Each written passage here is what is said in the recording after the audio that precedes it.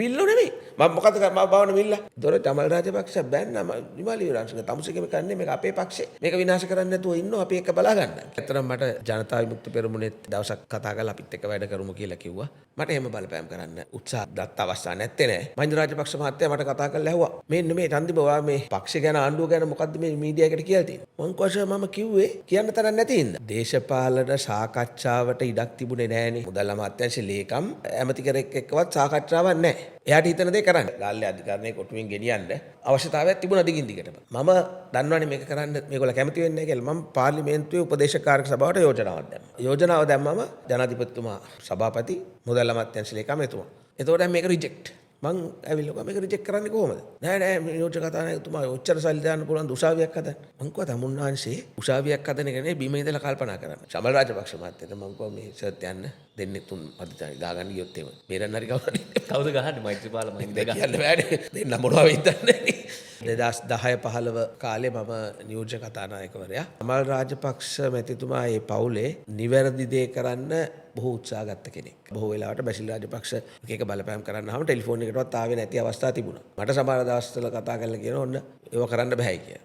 ඒ පොහොට්ටුව පක්ෂයක් නෙමෙයික පවුලක්. ඒකේ තීරණ ගත්තේ ඒ පවුලේ උදවිය. අනවශ්‍ය ඇඟිලි ගැහිම් එක්ක ඒ අයට වන්දනාමාන කරන්න බලාපොරොත්තු වෙච්ච ඒවත් එක්ක අපි ඒකට සූදානම් නැහැ. අපි කියන්න ඕන කතානේ මේ පාර්ලිමේන්තුව හතර පාරක් නියෝජනය කරපු මන්ත්‍රීවරයෙක් හිටපු ඇමතිවරයෙක් කියන්නේ. ඒක තමයි පාර්ලිමේන්තුව තුල අපි ඒ හඬ නැගුවා. දැන් මහින්ද රාජපක්ෂ දෙවනි දුර කාලේ දෙකාධිපති ගමනකට යන්න ගියා කියන එක. ඒක කොච්චරද කියන්නේ නාමල් රාජපක්ෂගේ ලියුමක් ඕනේ සමහර අමාත්‍යවරුන්ගේ වැඩ කරන්න ඒ කටයුත්තට කියන චෝදනාවම තිබුණා. ඒක පිළිගන්න ඕනේ මම මන්ත්‍රීවරයෙක් කියන්නේ මගේ දා නියෝජ්‍ය කතානායක. මංගාවට මිනිස්සු ඇවිල්ලා ඉල්ලනවා සර් ලියුමක් දෙන්න නාමල් රාජපක්ෂ මහත්තයා. ඉතින් මම මුලදී කිව්වා මේ එයා මන්ත්‍රී. හැබැයි ඊට පස්සේ ඇවිල්ලා ලියුමක්වත් ගන්න බැරි කියලා අන කුටු කුටු ගගා යනවා දැන්. පස්සේ අපිත් හැඩ ගැහුණා. ලියුම ඕන කාටද? ඕන කෙනාට ලියුම දෙනවා. එකපාරක් හයිවේ එකට රස්සාවල් ඉන්ටර්විව් කරාම දැන් ගාල්ලේ කට්ටිය ටිකට රස්සා නැහැ. මං කතා කරලා ඇහුවා අමාත්‍යාංශ ලේකම්ගෙන් මේක වෙන්න බැරි වැඩන්නේ මොකද්ද? නෑ මේ ගාල්ලේ කට්ටියට ඉංග්‍රීසි ප්‍රශ්නයක් තියෙනවා. මම කොහොමද ගාල්ලේ කට්ටියට ඉංග්‍රීසි ප්‍රශ්නයක් වෙලා හම්බන්තොට කට්ටියට ඉංග්‍රීසි පුළුවන් වෙන්නේ? ඒක වෙන්න බැරි වැඩන්නේ. මෛත්‍රීපාල සිරිසේන ජනාධිපතිතුමා යනවා කියන එක ඉස්සෙල්ලාම තේරුනේ මට. මම වෙනස දැක්කට පස්සේ මම එතුමාට කෝල් එකක් ගත්තා. කෝල් එක ගත්තම කටහඬත් පොඩ්ඩක් අප්සෙට්.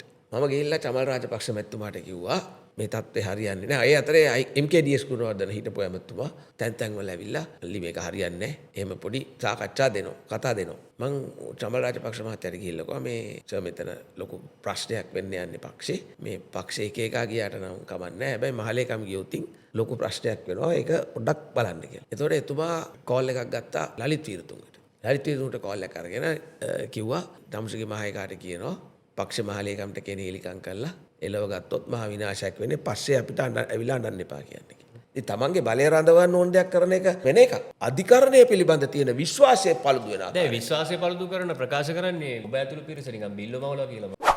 පොයින්ට් බ්ලැන්ක් සාකච්ඡා මාලාව තුළ අපි දේශපාලඥයින්ට ඉඩහසර වෙන් කරමින් කාලීනව මතුවෙන දේශපාලන තත්ත්වය පිළිබඳ ඒ වගේම රටේ දිශානතිය පිළිබඳව කතා කරනවා. ඉතින් අපි අදත් ඒ විදිහටම සූදානම් තවත් දේශපාලඥයෙකුට අවස්ථාව ලබා දෙන්න. ඔහු දකින කෝණය මොකක්ද? ඔහුගේ පක්ෂය දකින කෝණය මොකක්ද? රට ඉදිරියට ගෙනියන දිශානතිය මොන වගේද කියන කාරණාවන් පිළිබඳ කතා කරන්න. ඒ දේශපාලනයේ කතා කරනවා වගේම ඒ එන අයට විවිධ වූ විශේෂඥතාවයන් තමන්ගේ වෘත්තීය පැත්තෙන් තියෙනවා. ඉතින් ඒ සම්බන්ධෙනුත් අපි ඔබට පේන විදිය කොහොමද කියලා වගේ ප්‍රශ්න අතීතයේදී අහලා තියෙනවා. ඉතින් අපි අද ආරාධනා කළේ කාලාන්තරයක් තිස්සේ පාර්ලිමේන්තු නියෝජනය කළා. දැන් මේ වෙනකොට ටිකක් පාර්ලිමේන්තු දේශපාලනය නම් නැතුව නමුත් දේශපාලනයේ ඉන්න සමගි ජන බලවේගයේ වර්තමාන අබරාදුව සංවිධායකතුමාට හිටපු අමාත්‍ය චන්දිම වීරක්කොඩි මහත්මයා අයබෝන් චන්දිම වීරක්කොඩි කිව්වට පස්සේ එක පැත්තකින් දේශපාලඥයෙක් එක පැත්තකින් නීතිඥයෙක්. අපි මේක ටිකක් ගැඹුරට යන්න කලින් අපිට පොඩ්ඩක් මතක් කරලා දෙන්නකෝ. ඔබ දේශපාලඥයට අපි දන්නවා මේ කවුද දොඩංගොඩ මහත්තයා නේ. ඔබේ ඥාතිත්වයක් තියෙනවා. එතුමත් කීර්තිමත් දේශපාලඥයෙක්. කොහොමද මේ දේශපාලනයට එන්නේ? කොයි කාලෙද? පොඩ මතක් කරලා දෙන්න. ඇත්තටම දේශපාලනයට සක්‍රිය වෙන්නේ මම ඉස්සෙල්ලා ශ්‍රී ලංකා නිදහස් පක්ෂ ශිෂ්‍ය සංවිධානය තරුණ සංවිධානය නියෝජනය කරනවා. 1999 පළාත් සභා මැතිවරණයට මම ඒ වන විට නීතිපති දෙපාර්තමේන්තුවේ රජයේ අධිනීතිඥවරයෙක් මට රැකියාව කරගෙන ඉන්නකොට විවිධ දෙනාගෙන් බලපෑම් ආවා මැතිවරණයට එන්න කියලා. ඉතින් මම එහෙම තීන්දුවක හිටියේ නෑ. අවසාන මොහොතේ හදිසියෙම ඒ බලකිරීම මත පඩියකුත් ආපහු බාර දීලා. මොකද නෝටිස් දුන්නේ නැතොත් එහෙම පඩියක් දෙන්න ඕන. රජයේ නීති වලට අනුව. එහෙම දීලා මං දකුණු පළාත් සභා මැතිවරණයට ඉදිරිපත් වුණා. එතන ඉඳලා හැමදාම දේශපාලනේ. එදා ඉඳන් ඉතින් දේශපාලනයේ නියැලුණා. අපිට පොඩ්ඩක් කියන්නකෝ දැන් පළාත් සභාවෙන් අයින් වෙලා පළාත් සභාව හිටියා 2004 වෙනකන්. ඊට පස්සේ 2004 පාර්ලිමේන්තු මැතිවරණයට ඉදිරිපත් වුණා අර JVP එකත් එක්ක සන්දානගත කණ්ඩායමක් හැටියට ශ්‍රී ලංකා නිදහස් පක්ෂේ. ඒකේ මං පළවෙනි වතාවෙම ජයග්‍රහණය කරන්නේ නැහැ. ලයිස්තු ඊගාවට ඉන්නේ. හැබැයි ඊට පස්සේ මම ඒ පාර්ලිමේන්තුවටම අමරසිරි දොඩංගොඩ හිටපු ඇමතුමාගේ අභාවයත් එක්ක මට ඇතුළට එන්න අවස්ථාව ලැබෙනවා. මම ලයිස්තු ඊගාවට හිටපු හින්දා. එදා ඉඳන් මං පාර්ලිමේන්තු 4ක් අපරාජිතව නියෝජනය කළා. පහුගිය මැතිවරණේ මේ තියෙන රැල්ලත් එක්ක අපි ජනතාව විසින් ගෙදර තිබ්බා. කියන්නේ 2004 JVP එක අර 39 දෙනෙක් පාර්ලිමේන්තුව ආපු පාර්ලිමේන්තුවටත් ඔබ එනවා පසුව හරි. ඊළඟට 2010 එක 2010 එනවා 2015 2020 එකේ තමයි අර ගොටාබේට ගෙදර යාම සමග ජනාධිපතිවරයෙකුත් පාර්ලිමේන්තුවට පත් කරන්න වෙලා අන්න ඒ මැතිවරණයත් නියෝජනය කරනවා. හරි. දැන් ශ්‍රී ලංකා නිදහස් පක්ෂය මේ මට කියන්නකෝ මේ දොඩංගොඩ මහත්තයාට නෑකමක් තියෙනව කොහොමද? මගේ මාවගේ සහෝදරයා. මාමා. මේ එතුමගේ අනුග්‍රහය කොහොමද ලැබුණද? වෙනම දේශපාලනයට ආවද? මේමයි. එතුමා කවදාවත් මාව වේදිකාවේ අරන් ඇවිල්ලා මේ මගේ බෑන හින්දා මට ඡන්දෙ දෙන්න එහෙම කියලා කවදාවත්ම මාව හඳුන්වලා දීපක් කළා නෑ. හැබැයි මම අතරම ඉතිහාසයට යනවා නම් එතුමා 77 මුල්වරට තරඟ කරනකොටත් අපි කුඩා දරුවෝ අපේ ගෙදර ඉඳලා තමයි. මොකද මගේ සීයා එක්සත් ජාතික පාක්ෂිකයෙක්. එයා කැමති වුණේ නැහැ මහගෙදර ඉඳලා එතුමා දේශපාලනය කරනවට. ඉතින් අපේ ගෙදර ඉඳලා තමයි දේශපාලනය කරේ. ඉතින් එදා ඉඳන් මම ඒ දේශපාලන කණ්ඩායමත් එක්ක විශේෂයෙන්ම මම අධ්‍යාපනය ලබන කාලේ මම පහේ පන්ති ඉඳන් කොළඹ නාලන්දා විද්‍යාලයට ගියේ. ඉතින් නිවාඩුවට ගමට ගියාම මට යාළුවන්ට හිටියේ අර දේශපාලන කණ්ඩායම. ඉතින් විශේෂයෙන්ම ඒ අයගේ බලපෑමට තමයි මම දේශපාලනයට තල්ලු වෙන්නේ. ඉතින් ඒ අය තමයි එදා ඉඳන් මාගේ පිටිපස්සෙන් ඉඳගෙන අපට අපි වෙනුවෙන් ඉදිරිපත් වෙන්න කියන ඉල්ලීම කරන්නේ. හැබැයි අමරසිරි දොඩංගොඩ මැතිතුමාගේ ඒ දේශපාලන චර්යාව මට ලොකු පිටුවහලක් වුණා මගේ දේශපාලනය හැඩගස්ස ගන්න. හරි. අපිට මතකයි ඔබේ දිස්ත්‍රික්කයේ ඒ කාලේ ඔබ එන කාලේ කියුනේ චන්දිම වීරක්කොඩි කියනකට වඩා දොඩංගොඩගේ බෑනා මාමා වෙන්නේ. ඒ කියන්නේ අම්මගේ අයියා. අම්මගේ මල්ලි. හරි. දැන් නීතිඥයෙක් විදියටත් ඔබ නීතිපති දෙපාර්තමේන්තුවේ රජයේ අධිනීතිඥවරයෙක් විදියට කටයුතු කළා කිව්වා. ඒ පසුබිමත් පොඩ්ඩක් මතක් කරමු. ඔව් මම නීතිඥයෙක් හැටියට පාස් අවුට් වෙලා ගාල්ලේ අධිකරණේ ප්‍රැක්ටිස් කරන්න ගියා. ගිහලා හැබැයි මාස 3ක් ප්‍රැක්ටිස් කරනකොට නීතිඥවරයෙක් හැටියට කටයුතු කරනකොට නීතිපති දෙපාර්තමේන්තුවේ සමුඛ පරීක්ෂණයකින් අපිව තෝරගත්තා. තෝරගන්නවත් එක්කම තෝරගෙන තිබුණට ආණ්ඩුව විසිරෙව්වා ඒ කාලේ. ඊට පස්සේ සෙප්තැම්බර් මාසේ තමයි අලුත් ආණ්ඩුව ආවට පස්සේ ඒ තෝරගත්ත ලයිස්තුවට පත්වීම දුන්නා. කොයි කාලෙද? 94 සෙප්තැම්බර් මාසේ. 94. ඔව්. 94 ඉඳලා 99 විතර වෙනකන් 99 වෙනකන් අවුරුදු 5ක් නීතිපති දෙපාර්තමේන්තුවේ රජය අධිනීතිඥවරයෙක් හැටියට කටයුතු කරා. හරි. මට මතකයි බලශක්තිය ඇමති ධූරය එහෙමත් දරුවා. කැබිනට් එකට ආපු ඒ අත්දැකීම් ටික ඇමති ධූර ටික දරපු. ඔව් මම මේ පෙට්‍රෝලියම් සම්පත් සංවර්ධන ಖನಿಜ තෙල් සම්පත් සංවර්ධන ඇමතිවරයා හැටියට ඒ වගේම නිපුණතා සංවර්ධන සහ වෘත්තීය පුහුණුව ඇමතිවරයා හැටියට කැබිනට් මණ්ඩලය නියෝජනය කරා. ඒ වගේම පාර්ලිමේන්තුවේ නියෝජ්‍ය කතානායකවරයා හැටියට පාර්ලිමේන්තුව නියෝජනය කරා. ඒ කොයි පාර්ලිමේන්තුවද? 2010 2010-15 කාලේ මම නියෝජ්‍ය කතානායකවරයා. 15 වෙනි මුලින්ම කැබිනට් ඇමතිවරයා. ඔව් 15. ඊට පස්සේ විපක්ෂ මන්ත්‍රීවරයෙක් හැටියටත් කලින් ආණ්ඩු පක්ෂ මන්ත්‍රීවරයෙක් හැටියටත් කටයුතු කරා. මම ආණ්ඩු පක්ෂ මන්ත්‍රීවරයෙක් හැටියට කටයුතු කරන කාලෙත් නීතිඥ කටයුත්ත කරා නියෝජ්‍ය කතානායක වෙනකම්. ඊට පස්සේ තනතුරු නියෝජ්‍ය කතානායකකම සහ ඇමතිකම් එක්ක අවුරුදු 15ක් මට උසාවිය යන්න බැරි වුණා. නමුත් දැන් ආයි මගේ වෘත්තිමය කටයුතු ආරම්භ කළා. ඒ කටයුතු කරගෙන යනවා. වැඩියෙන් කතා කරලා තියන්නේ අපරාධ නඩුද සිවිල් නඩුද මොනවද? සිවිල් නඩු තමයි බොහෝ දුරට වැඩිපුර කතා කරලා තියෙන්නේ. මම අපරාධ නඩු ලොකුවට කතා කරලා නැහැ. හරි. දැන් පැහැදිලි ගමන් මග මේ දැන් 2010 කියලා කියන්නේ මහින්ද රාජපක්ෂ ආණ්ඩුවට ඉතාම විශාල ජනමාරමක් ලැබිලා කීර්තිය පක්ෂ ભેදකින් තොරව ඔහුට ලැබිච්ච ඓතිහාසික පාර්ලිමේන්තුවක්. ඒ පාර්ලිමේන්තුවෙත් ඔබ ඉන්නවා. නියෝජ්‍ය කතානායක වෙනවා මේ පාර්ලිමේන්තුවේ.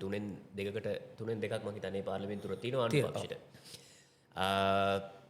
දැන් මේ මහින්ද රාජපක්ෂ කියලා කියන්නේ ඇත්තටම යුගයක්නේ දේශපාලන ඉතිහාසය ලියනකොට. ඔව්. දැන් ඔබේ ඉතිහාස කතාවත් දොඩංගොඩ මහත්තයාගේ ඉතිහාස කතාවත් ඔය ටික ලියාගෙන එනකොට ශ්‍රී ලංකා නිදහස් පක්ෂෙත් එක්ක තමයි මේ ඉතිහාස ලියවෙන්නේ. දැන් හදිස්සියේ දැන් මං හඳුනා දෙද්දිත් කිව්වා සජබ හබරාදුව සංවිධායක දැන්. ඒ කියන්නේ UMP එකෙන් කැඩිලා ආපු කොළපාට පක්ෂය. හදිස්සියේ කියලත් මට වචනයක් පිට වුණා. කවද ඉඳන්ද මේ සජබේ කොළපාට පාක්ෂිකයෙක් වුණේ? මෙමය කොළපාට පාක්ෂික කියන්නේ සජබ් දැන් ඇත්තටම සිද්ධ වුණේ අපි ශ්‍රී ලංකා නිදහස් පක්ෂයෙන් දේශපාලනය ආරම්භ කරේ. අපේ මතවාදයේ තිබුණේ මැද පිළිවෙත. මැද පිළිවෙත විශ්වාස කරේ අපි දිගටම තරුණෙක් හැටියට ඉඳලා. හැබැයි ශ්‍රී ලංකා නිදහස් පක්ෂය චන්ද්‍රිකා බණ්ඩාරනායක මැතිණියගෙන් ගිලිහුණාට පස්සේ මහින්ද රාජපක්ෂ මහත්මයාගේ නායකත්වය තුල එතුමා ශ්‍රේෂ්ඨ නායකයෙක් හැටියට කටයුතු කරන්න උත්සාහ කළත් එතුමාගේ පවුල සහ වටේ හෙන්චයියන් කණ්ඩායමක් ඒ පවුල ඒ පක්ෂය ග්‍රහණයට ගත්තා. ඒක පවුලක පක්ෂයක් බවට පත් කරන්න උත්සාහ ගත්තත් සාම්ප්‍රදායික ශ්‍රී ලංකා නිදහස් පාක්ෂික 나යකයන් මේ පක්ෂය ඇතුළේ තිබිච්ච හින්දා මතවාද ගැටුම් එක්ක ප්‍රතිපත්ති යම්තාක් දුරකට ආරක්ෂා කරගන්න හැකියාව තිබුණා. හැබැයි මේ පක්ෂය පක්ෂයෙන් බිඳිලා පොහොට්ටුව කියන එකක් හැදුනට පස්සේ ඒ පොහොට්ටුව පක්ෂයක් නෙමෙයි පවුලක්. ඒකේ තීරණ ගත්තේ ඒ පවුලේ උදවිය.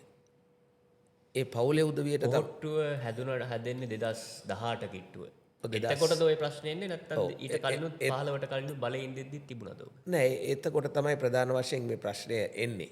මොකද ඊට කලින් අපිට ශ්‍රී ලංකා නිදහස් පක්ෂය තුළ ශ්‍රී ලංකා නිදහස් පක්ෂයේ සාම්ප්‍රදායිකව තරුණයෝ හැටියට තරුණ සංවිධානයේ නායකයෙක් හැටියට දේශපාලනය පටන් ගත්ත කෙනෙක් හැටියට අපිට කොන්ද කෙලින් තියාගෙන මොන අභියෝග ආවත් අපේ තැන කියලා ඉන්න පුළුවන්කමක් තිබුණා. හැබැයි ඊට පස්සේ එතන මේ බැසිල් රාජපක්ෂලගේ මේ ආගම් මේ අනවශ්‍ය ඇඟිලි ගැහිම් එක්ක එයාට වන්දනාමාන කරන්න බලාපොරොත්තු වෙච්ච ඒවත් එක්ක අපි ඒවට සූදානම් නැහැ. අපි දේශපාලනය කරන්නේ ජනතාවත් එක්ක.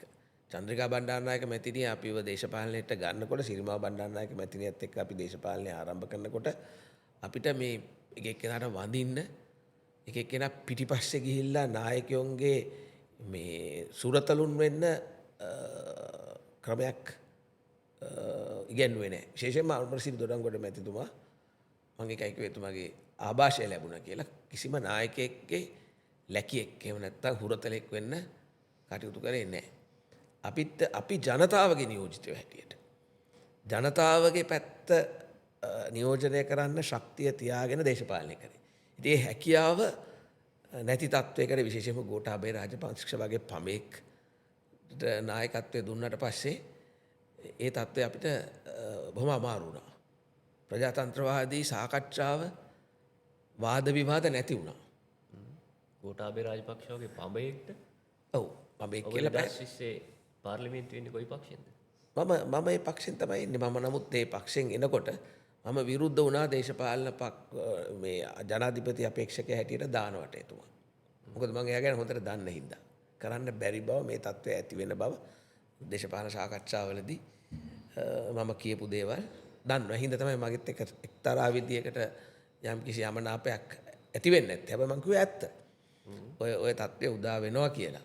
මම යාගේ ඔය ප්‍රධානම ගෝලයා වෙච්ච දිලිත් ජයවීරට මම මේ සාක්කිකාරයෙක් එක්ක කිව්වා අවුරුදු 2ක් යනකොට මේ රටේ අසාර්ථකම ජනාධිපති බවට පත් වෙන ඔය වැඩේ කරන්න එපා රට වෙනුවෙන් කියලා. හැබැයි ඔය ගෝඨාභය පත් වුණාට පස්සේ තමයි ඔබ පාර්ලිමේන්තුවේ ඉන්නේ. පාර්ලිමේන්තු මැතිවරණේ ඊට පස්සේ. ඔව් ඒක තමයි. එතකොට දැන් ඔබ පාර්ලිමේන්තුවත් ඇවිල්ලා දැන් එළියට ආවට නෑ එළියට ආවට පස්සේ නෙමෙයි. මම පාර්ලිමේන්තුව තුල ගෝඨාභය රාජපක්ෂගේ ජනාධිපතිවරයා යටතේ മന്ത്രിවරයෙක් හැටියට විවේචනය කරලා තියෙන මෑත්ත කතාව කියලා තියෙනවා.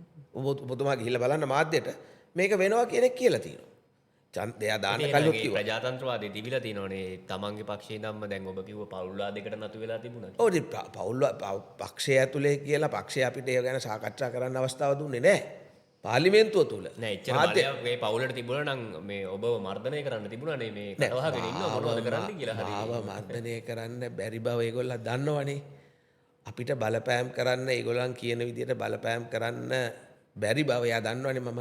මම ඒකයි කිව්වේ මම කාගේ කවුද කියලා දන්න හින්දා මගේ දේශපාලනේ පොඩි කාලේ ඉඳලා දන්න හින්දා මට එහෙම බලපෑම් කරන්න උත්සාහ ගත්ත අවස්ථා නැත්තේ නෑ. හැබැයි අනවශ්‍ය විදියට දැන් මට මතකයි පළවෙනි දවසේම මම ඇවිල්ලා මාස 2ක් යන්න කලින් ආණ්ඩුව යන විදිය වැරදි මේක විනාශ වෙනවා කියලා මාධ්‍යයට සාකච්ඡාව දුන්නම මහින්ද රාජපක්ෂ මහත්තයා මට කතා කරලා ඇහුවා මෙන්න මේ චන්දිම ඔයා මේ පක්ෂ ගැන ආණ්ඩුව ගැන මොකද්ද මේ මීඩියා එකට කියලා තියෙන්නේ. මං කොහොමද මම කිව්වේ කියන්න තරක් නැති හින්දා. මේ ඇත්ත කතාව මං කියලා තියෙන්නේ. එතකොට එයාම ඒක තමයි මේ ඔයානේ ඕගොල්ලන්නේ යාට එන්න කියලා නැත්තේ කියලා එතනින් කතාව නවත්තුවා. මං කියලාම කියපු කට්ටිය එතන මං හිතන්නේ ඉඳලා පහල ඉන්නේ නැති. ඊට පස්සේ මට මොකුත් කියන්න ආවේ නැහැ. මම මේ ගෝඨාභය රාජපක්ෂ දෙපාරයි අපි හම්බ වෙලා තින්නේ. මං හම්බ වෙච්ච වෙලාවෙත් ඒ කියන්නේ ජනාධිපති හැටියට ඒකයි ප්‍රජාතන්ත්‍රවාදය කියන්නේ. හම්බ වෙච්ච දවස් දෙකේදීම මං කෝ වැඩේ කරන්න එපා. මොන වැඩේද ඔබ? එකක් තමයි අනවශ්‍ය විදියට මේ හමුදාකරණය විවිධ චෝදනා තිබිච්ච කණ්ඩායම් තියාගෙන හිටපු එක. ඊට පස්සේ මුදල් අමාත්‍යාංශය විසින් කරපු අනවශ්‍ය දේවල්. මේ අනවශ්‍ය දේවල්. උදාහරණයකට මම කියන්නම් දැන් ඔය මේ කම්පනීස් ඉන්කෝපරේට් කරනකොට නිකන් සාමාන්‍ය කම්පැනි එකක් ඉන්කෝපරේට් කරන්නත් මේ BOI එකේ අනුමැතිය නැත්තම් කරන්න බෑ කියලා මුදල් අමාත්‍යාංශ සේවකඩ ලේකම් ජයසුන්දර මහත්මයා ලියුමක් ගහලා තිබ්බා. මම එතුමාට කිව්වා මේ මොකද්ද මේ කරන්නේ? මේ රටේ නීතියක් නැහැ. මේ මුදල් අමාත්‍යාංශ ලේකම්ද ජනාධිපති ලේකම්ද හිටියේ? මුදල් ජනාධිපති ලේකම්. මෙහෙම කරන්නේ මේක රටේ නීතියට ප්‍රශ්නයක්. අනිත් එක රටට එන සල්ලි ටික නැති වෙනවා.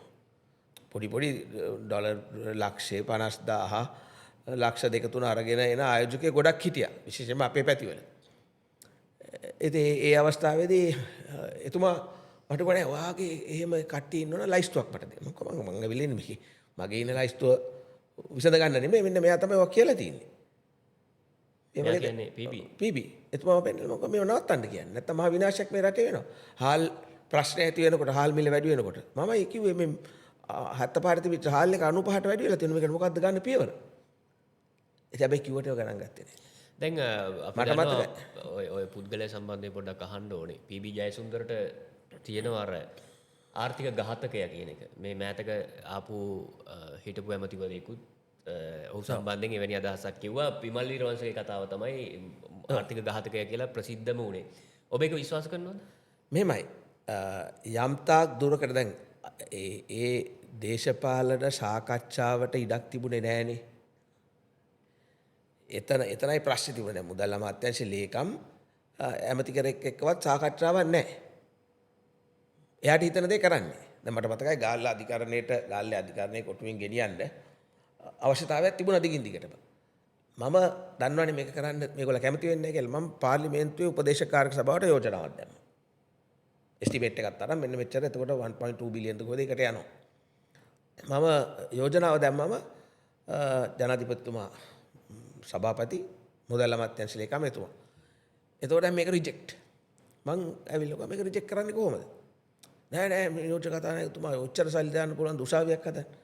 මං කිව්වා තමුන්නාංශේ උසාවියක් හදන එක නෙවෙයි බිම ඉඳලා කල්පනා කරන්න. ගාල්ල කොටුවේ ඉඩම පර්ච් එක වටිනාකම කියන. කොළඹ 17ට වඩා වැඩි. මෙතන තියෙන උසාවිය වෙන තැනකට ගෙනිච්චොතින් සංචාරක ව්‍යාපාරය තුලින් මේ ගාල්ලේ කොටුවේ තියෙන මේ ඉඩම් ප්‍රමාණයෙන් හොයන්න පුළුවන් සල්ලි ගානයි. ඒවද ඔයගොල්ලෝ. ඔයගොල්ලෝ නිකන් මේ කවුරු හරි ලියුමක් කියවුවම ඒක බෑයි කියලා කියනවා මුදල බලලා. කොහොම කරන එක වැරදි නේද කියලා. ඒතර උත්තර නැති වුණා. එතකොට තමයි තුමා කිව්වා ඒකත් හරි එහෙනම් සල්ලි වෙන් කරන්න පුළුවන් කියලා. ඉතින් ඒ වගේ සංවාදයකට අපිට එන්න පුළුවන් උනේ පාර්ලිමේන්තුව තුල අපි උපදේශක කාරක සභාව තුල සටන් කරන්න ක්‍රමයක් හොයාගත්තා ඉතින්. නමුත් පක්ෂය තුලවත් ඒ කැබිනට් මණ්ඩලය තුලවත් එහෙම සංවාදයක් නැති බව තමයි මේ තේරුම් යන එක කාරණය. ඉතින් ඒ විදිහට රටට ගැළපෙනම දේවල් මේ රටේ සිද්ධ වුණා නම් දැන් IMF සංවිධානයේ අපි IMF කැරට ගිහිලා තින්නේ ඇයි? අපි කරන්න ඕන දේවල් අපි නොකරන හින්දානේ. නාස්තිය අඩු කරගන්න ඕන කියන්නේ මේ කවුරු හරි ඇවිල්ලා අපිට කියන්න ඕනද? අපි මේ රටේ අනවශ්‍ය දේවල් කරන්න එපා කියලා කවුරු හරි අපිට ඇවිල්ලා කියනවා. අපි පොඩි ළමයිද? ඒව නොකරේ කවුද? ඒවට බෑ කියන්න කොන්දක් තිබුණේ නැත්තේ ඇයි? ඒ කණ්ඩායමක් එකතු වෙලා කරපු හින්දා. හැබැයි ස්වාධීන කැබිනට් මණ්ඩලයක් තිබුණා නම් මුදල් අමාත්‍යාංශය සල්ලි වෙන් කරනකොට අනවශ්‍ය දේවල් වලට ඒව නවත්තන්න තිබුණානේ. ඒව නොකර අපේ මේ රට මෙතෙන්ට ගෙනාවේ අනවශ්‍ය වියදම් කළා. ඔබ කියන්නේ හරි මම නම් පාර්ලිමේන්තුවේ ඉඳලත් නැහැ ඔය කොහෙවත් ප්‍රාදේශ සභාවකවත් ඉඳලා නැහැ. ඔබ කියන්නේ මම සාමාන්‍ය පුරවැසියෙක් විතරයි. අපි කියන්න ඕන කතානේ මේ පාර්ලිමේන්තුව හතර පාරක් නියෝජනය කරපු මන්ත්‍රීවරයෙක් හිටපු ඇමතිවරයෙක් කියන්නේ. ඒක තමයි පාර්ලිමේන්තුව තුල අපි ඒ හඬ නැගුවා. නමුත් අපි පාර්ලිමේන්තුවේ මන්ත්‍රී එක්කෙනෙක් දෙන්නෙක් ඕක හැඬ නැගුවා කියලා ඒක ක්‍රියාත්මක වුණා නම් මිනිස්සු මේ JVP එක විශ්වාස කරන්නේ නැහනේ. මේ JVP එක විශ්වාස කරපු හින්දා ජනතාව JVP ආණ්ඩුවක් හදපු හින්දා ගෙදර ගිහපු හැම එක්කෙනාම මේකට වග කියන්න ඕන නැtei කියන එක මම කියන්නේ. ඒ කණ්ඩායමක් එකතු වෙලා කරපු දේවල් හින්දා තමයි අපි හැමදෙනාටම මේ තත්ත්වය උදා වුනේ. ඉතින් ඒකේ රජයේ මුදල් පාවිච්චි කරනකොට මුදල් වෙන් කරනකොට ප්‍රායෝගික වෙන්න කළ යුතු දේ කරන්න අවස්ථාව නොලැබුණාම වෙච්ච දේ තමයි මේ වෙලා තියෙන්නේ. අද ඒකම මතක තියාගන්න. අද ඒ පාරෙම JVP එකත් යනවා. අපි JVP ගැන පස්සේ කතා කරමු. දැන් මහින්ද රාජපක්ෂ දෙවනි දුර කාලේ 2010 ජනාධිපතිවරණය ඒ පාර්ලිමේන්තුව අති බහුතර ජනතාවක් විශ්වාස කරලා ඡන්දෙ දීපු ඒ පාර්ලිමේන්තුවෙන් පස්සේ තමයි ගොඩක් වෙලාවට චෝදනා වෙල්ල වෙන්නේ මේක මේ ඒකාධිපති ගමනකට යන්න ගියා කියන එක. ඒක කොච්චරද කියන්නේ නාමල් රාජපක්ෂගේ ලියුමක් ඕනේ සමහර අමාත්‍යවරුන්ගේ වැඩ කරන්න ඒ කටයුත්තර කියන චෝදනාවම තිබුණා. ඒත් එක්කම ඒ ඉඳපු ඇමතිවරු පවුලේ අය නොවන වෙනත් ඇමතිවරු ටිකක් විරසකයක හිටියා කියන එකත් අපි අහලා තියෙනවා. ඔබ පිළිගන්නවද ඔබට මොනවා හරි කියන්න තියෙනවද ඒ කාලේ ගැන 2010 නෑ ඒක පිළිගන්නවද මම මන්ත්‍රීවරයෙක් කියන මගේ දා නියෝජ්‍ය කතානායක මංගාවට මිනිස්සු ඇවිල්ලා ඉල්ලනවා සර් ලියුමක් දෙන්න නාමල් රාජපක්ෂ මහත්තයාට. ඉතින් මම මුලදී කිව්වා මේ එයා මන්ත්‍රී හැබැයි ඊට පස්සේ ඇවිල්ලා කියනවා ලියුමක්වත් ගන්න බෑ කියලා අන කුටු කුටු ගගා යනවා දැන්. මමත් ඊට පස්සේ මට තියෙන ලියුමක් කියනවා දෙන එකට මං කොන්න ඕන මම ලියුම් දෙන්නම් ඔයා ඕන කරගන්න. පස්සේ අපිත් හැඩ ගැහුණා ලියුම ඕන කාටද ඕන කෙනාට ලියුම දෙනවා. එයාට විතරක් නෙමෙයි සමහර අමාත්‍යාංශ ලේකම්ලට සමහර ඒ යාන්ත්‍රණයේ හිටපු ඒගොල්ලෝ දන්නවා මිනිස්සු දන්නවා කවුද මේකට මෙයාට දුන්නොත් ගන්න පුළුවන්. ඒකට සමහර කට්ටියගෙන් අහුවම අපි කතා කරලා මේ නිලද මේ ආපු කට්ටියටයි රැකියා නැත්තේ මට එකපාරක් හයිවේ එකට රස්සාවල් ඉන්ටර්විව් කරාම දැන් ගාල්ලේ කට්ටිය ටිකට රස්සා නැහැ. මං කතා කරලා ඇහුවා අමාත්‍යාංශ ලේකම්ගෙන් මේක වෙන්න බැරි වැඩන්නේ මොකද්ද? නෑ මේ ගාල්ලේ කට්ටියට ඉංග්‍රීසි ප්‍රශ්නයක් තියෙනවනේ. මම කොහොමද ගාල්ලේ කට්ටියට ඉංග්‍රීසි ප්‍රශ්නයක් වෙලා හම්බන්තොට කට්ටියට ඉංග්‍රීසි පුළුවන් වෙන්නේ? ඒක වෙන්න බැරි වැඩන්නේ. මං කොහොම මේ සාමාන්‍යයෙන් අපි කැමති හම්බන්තොට කට්ටියට ගාල්ලේ කට්ටියට වඩා ඉංග්‍රීසි පුළුවන් නම් ඉතින් ඔය වගේ කතා නම් කියන්න එපා. එහෙම දේවල් වුණා. ඒව තුල යම් කිසි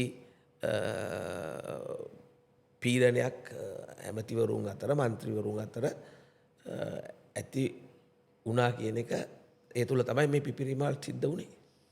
හරි ඔබ බලශක්තිය ඇමති වෙන්නේ මෛත්‍රීපාල ජනාධිපති යටතේ. ඔව්.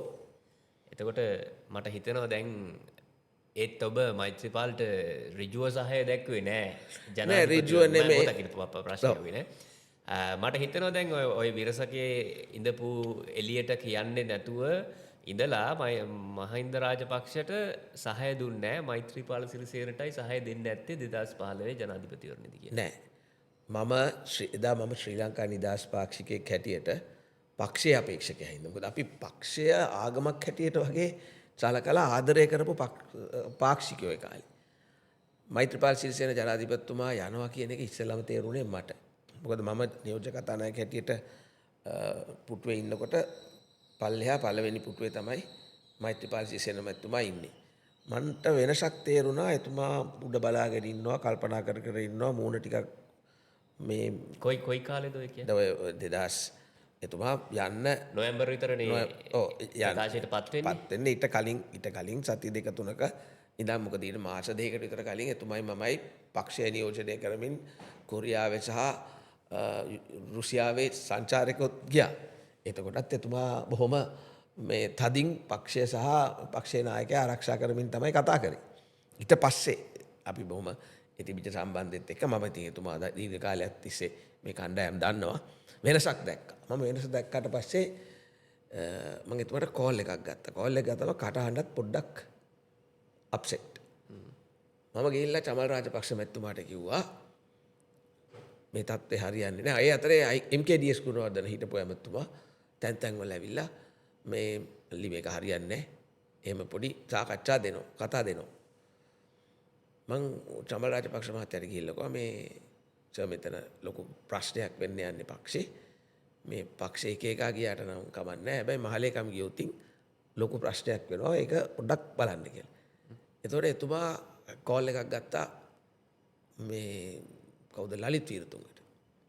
ලලිත් වීරතුංගට කෝල් එකක් අරගෙන කිව්වා මේ ධම්සගේ මහේකාට කියනවා පක්ෂ මහලේකම්ට කෙනෙහිලිකම් කළා එලව ගත්තොත් මහා විනාශයක් වෙන්නේ. පස්සේ අපිට ඇවිල්ලා අඬන්න එපා කියන්නේ. කියලා ටෙලිෆෝන් චමල් රාජපක්ෂ. මහේකා කියන්නේ ඉතින් මල්ලිටනේ. මහින්ද රාජපක්ෂ. එයා ටෙලිෆෝන් එක තිබ්බා. ඊට පස්සේ කොහොම හරි මට ඊට පස්සේ චමල් රාජපක්ෂ මැතිතුමා කිව්වා මේ කවුද ගෝඨාභය රාජපක්ෂයි ලලිත් වීරතුංගයි මහින්ද ආනන්දාලුත්ගමගේ ගිහිල්ලා මෛත්‍රීපාල සිරිසේන ජනාධිපතිතුමා හම්බුණා. හම්බුණාම එතකොට ඇමතුමා හම්බ වෙලාම යාගේ කතාව යා කියලා මට මෙහෙම කෙල්ලෙන් කාර් කරනවා මේකයි තත්ත්වය කියලා. ඒ පාර මට එතුමා කිව්වා ගෝඨාභය රාජපක්ෂ කිව්වා අනේ සර් මම දන්නේ නැහැ මං අයියට ගිහිල්ලා කියන්නම් කියලා. ඒක ගිහිල්ලා කිව්වා. කිව්වට පස්සේ ඒක එතුමා හුම්කන් දීමකට සූදානම් වුණත් මේ කවුද බැසිල්ගේ මැදිහත් වීමෙන් එහෙම එකක් වැළකුණා. මට තව දවසක මතකයි ජනාධිපති කාමරේ අපි වාඩි වෙලා ඉන්නකොට අපේ කවුරු හරි ඇමතිවරයෙක් නිමල් ඇමතුමාට නිකන් විහිළුවට වගේ කිව්වා ඔන්න මෛත්‍රී ලොක්කට දැන් ජනාධිපතිතුමා සලකනවා ඔබතුමාට නෙමෙයි දැන් වෙන්නේ කියලා. එතකොට අගමැතිකම දෙන්නේ. එතකොට දිමුචාරත් ඇමතුමා ලෙඩ වෙලා හිටියේ. එතකොට නිමල් ඇමතුමා කිව්වා බැසිලුත් හිටියා එතන. මේක එක එකාට නෙමෙයි අපි පරණ ශ්‍රී ලංකාකාරයෝ ශ්‍රී ලංකා නිදහස් පක්ෂ ජ්‍යෙෂ්ඨයෙක්ට මට ඕනේ නැහැ. මේක මට නෙමෙයි ෆෞසිට හරි කමන්නේ. ශ්‍රී ලංකා නිදහස් පක්ෂ ජ්‍යෙෂ්ඨයෙක්ට දෙන්න කියලා අපි කියන්නේ එක එකාට දෙනවට අපි විරුද්ධයි කියලා. කියලා නැගිටලා ගියා. ඉතින් මේ වගේ තත්ත්වයක් ඇති වුණා. ඇති වෙලා අවසානයේ එතුමා ගියා. ගියාට පස්සේ හැබැයි මට කතා කරේ නැහැ. මට මතකයි යන්න කලිනුත් මමයි නිර්මල කොතලවල ඇමතුමා එතුමාට කිව්වා යන්න එපා කියලා. මේ මම යන බව දැනගත්තේ අපේ නිපුණ හිටපු ඇමතුමා ආණ්ඩ ඇවිල්ලා කිව්වා නියෝජ්‍ය කතානායකතුමා මට හරි ප්‍රශ්නයක්. මගේ නායකයා මහින්ද මහත්තයා මගේ පක්ෂ නායකයා මම මොකද්ද කරන්න කියලා. අන්තිමට කවුද ජනක තෙන්නකෝණු නැගිටලා ගිහිල්ලා ආයි ආවා. අපි තීන්දුව කරා පක්ෂයත් එක්ක ඉන්නවා කියලා. දුමින්ද දිසානායකත් ගියා. අපි පක්ෂයේ හිටියා විතරක් නෙමෙයි පක්ෂය වෙනුවෙන් වැඩ කරා. එළ මෛත්‍රීපාල සිරිසේන ජනාධිපතිතුමා දිනුවා. දිනලා මට කතා කරා මං කොච්චර සුබ පතනවා ඔබතුමාට. හැබැයි අපි ඔබතුමාට විරුද්ධව වැඩ කරේ. විරුද්ධව කියන්නේ මේ පොඩි දශමකවත් ඉඩක් දුන්නේ නැහැ. අපි පක්ෂේ. ඔබතුමා ශ්‍රී ලංකා නිදහස් පක්ෂේ නායකයා වෙනවා නම් අපි එතන ඔබතුමත් එක්ක ඉන්නවා. පක්ෂේ ඉන්න තැන අපි ඉන්නව ඇරෙන්න අපිට වෙන දෙයක් කරන්න බෑ. එහෙමයි මම එතුමාගේ මූණටත් කිව්වා. ඊට පස්සේ ඉතින් පක්ෂය බාර දුන්නනේ. පක්ෂ නායකත්වය එතුමාට දුන්නා. ගෙන්නලා දුන්නේ. අපි එපා කියද්දි. ඇත්තටම අපි එපා කිව්වා. අපි මහින්ද රාජපක්ෂ ගෙන්නලා දුන්නා. ඔව් මහින්ද රාජපක්ෂ මහත්තයාට අපි කිව්වා එපා. ඒතකොට මට කිව්වා මේ දුමින්ද දිසානායකලා ඇවිල්ලා STF එකෙන් පක්ෂ කාර්යාලේ වටලලා කියලා. දැන් පක්ෂ කාර්යාලේ ගන්නවක මම කොහොම කාර්යාලේ බිල්ඩිමන්නේ අපි නඩු දාගෙන ඉඳිමු කියලා. නෑ ඔයගොල්ලෝ ගිහිල්ලා මෛත්‍රීපාල සිරිසේන දැන් ජනාධිපතිතුමාගෙන් අහන්න හම්බ වෙන්න පුළුවන් වෙලාවක්. එතකොට මමයි මහින්ද අමරවීරයි ඩිලානොයි ලසන්තාල ගියවන්නේ. අපි ගියා ඔය දැන් මහින්ද මහත්තයා හිටපු ගෙදර විජේරාම එතෙන්ට මෙයාව හම්බ වෙන්න. අපි හතර දෙනා ගියේ. ගිහිල්ලා යනකොට ඒ ඇතුල් වෙන තැනම මේ දෙන්න බදාගෙන පින්තූරෙකුත් දාලා තියෙනවා. මහින්ද රාජපක්ෂයි මෛත්‍රීපාල.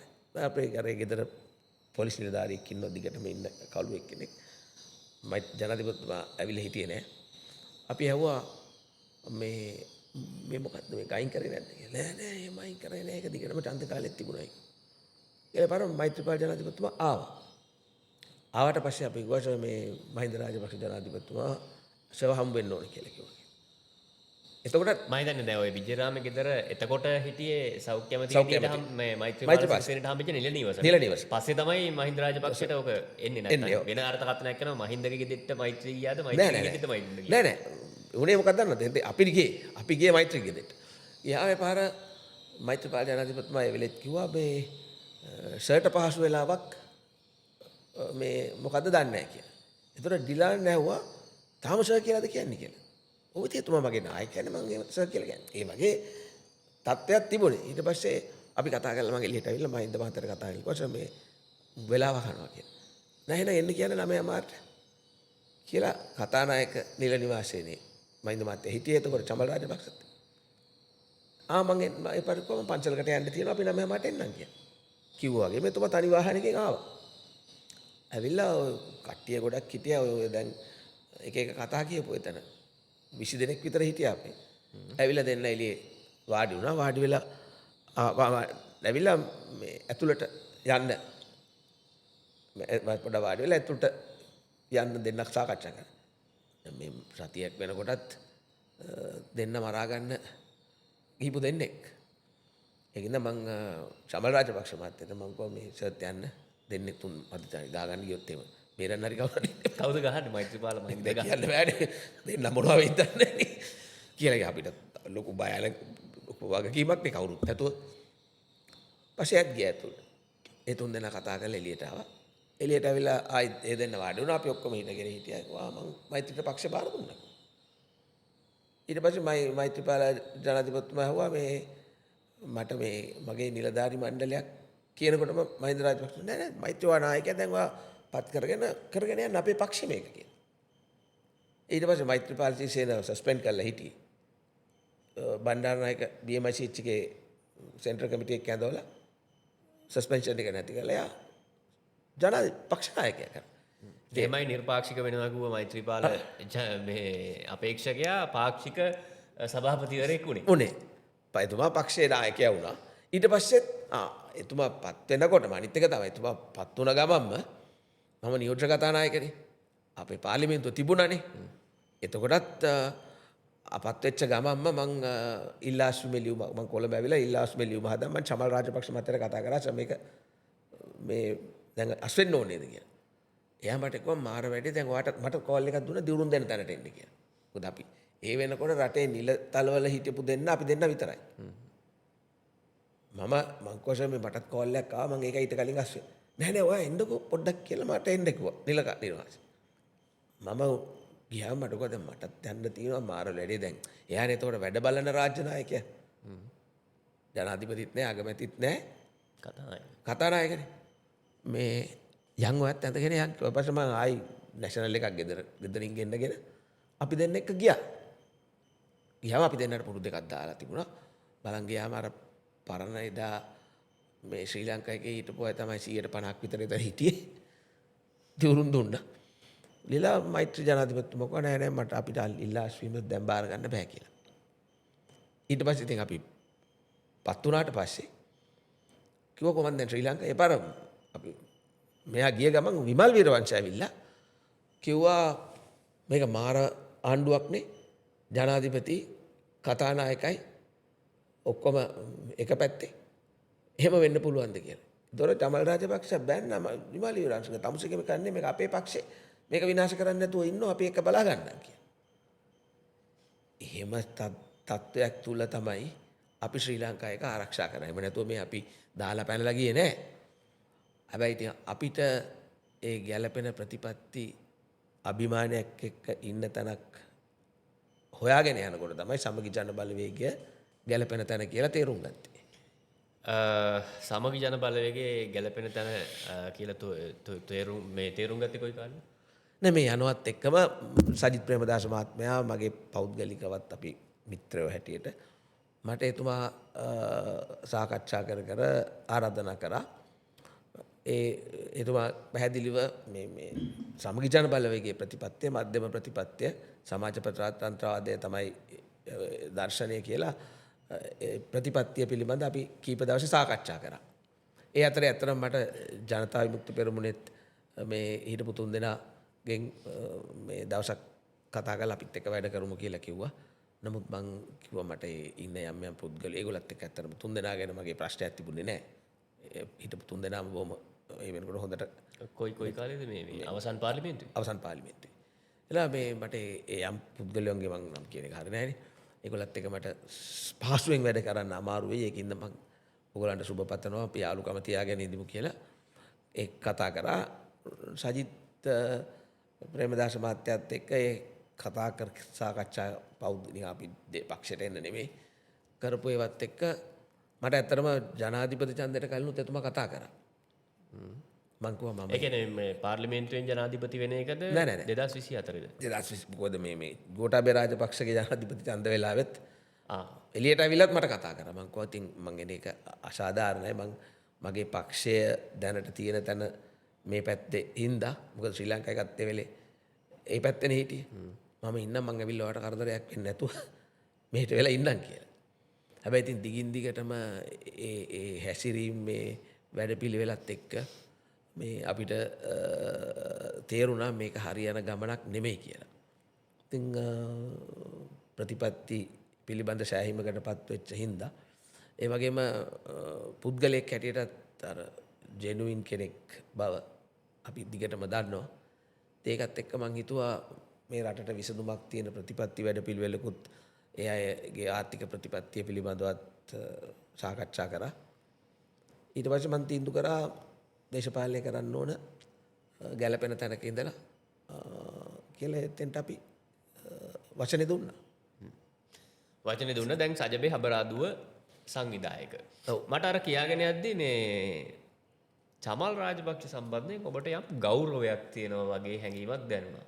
ඔබට තියෙන අදහස? නෑ ඇත්තටම චමල් රාජපක්ෂ මැතිතුමා මේ පවුලේ දැන් පාර්ලිමේන්තුව තුල වුණත් නිවැරදි දේ කරන්න බොහෝ උත්සාහ ගත්ත කෙනෙක්. එතුමාට බලපෑම් මම දන්නවා බොහෝ වෙලාවට බැසිල් රාජපක්ෂ එක බලපෑම් කරන්නාම ටෙලිෆෝන් එකකටවත් ආවේ නැති අවස්ථා තිබුණා. මට සමහර දවස්වල කතා කරලා කියනවා ඔන්න ඒව කරන්න බෑ කියලා.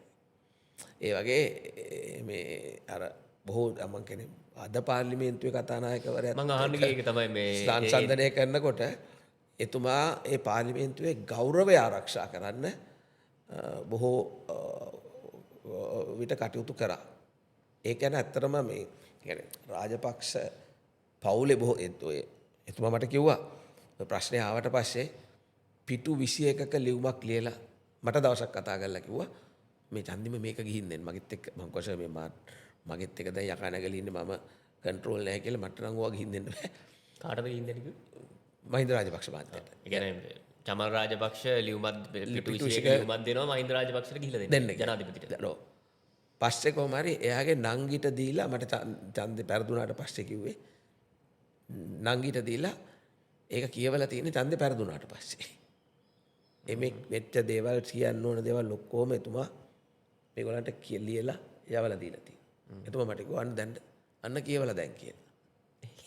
ඒ කියන්නේ මේ පවුලේ ලොකු අයියානේ චමල් රාජපක්ෂනේ ඊළඟට මහින්ද රාජපක්ෂ ඊළඟට බැසිල් රාජපක්ෂ හරි ගෝඨාභය හරි මල්ලිනේ. ඔව්.